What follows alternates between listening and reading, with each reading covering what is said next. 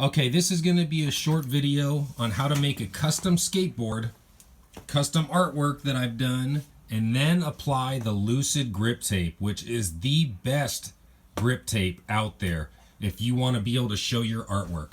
You could spray it on, you put a little bit of this, man, it's like salt and pepper, you just shake it on there, and then it is perfect. I'm telling you, you could ride it barefoot, whatever you want to do.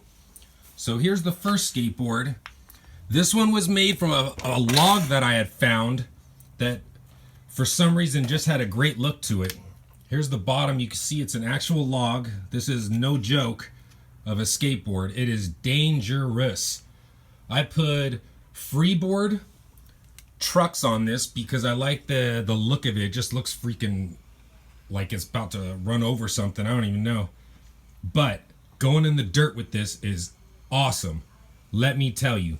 So basically for the trucks, if it's round like this, as you can see, it's got that round vibe to it, man. So you have to use a chisel or a router to get this down at least level enough to where the board will ride a little bit straight. Now this one has wheel bite like you wouldn't believe. So when you ride a board like this, you got to have your feet sideways. But what I had done was got the wood, cleaned it up as much as I could, and then I burnt it a little bit just to give it a little bit of, you know, that look of some old wood rolling down the street.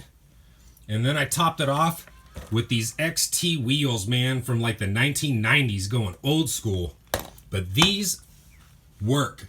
I rode this in Lake Tahoe on the dirt track for bikes, and I cleaned up, let me tell you. And then this, just to show you how your artwork can really come through. I mean, look at it. It doesn't even look like anything's on it. No grip tape. But I promise you, this whole thing is solid. You can shred on this barefoot, shoes, whatever you want. Okay, that's my basic how-to video of how to do this stuff.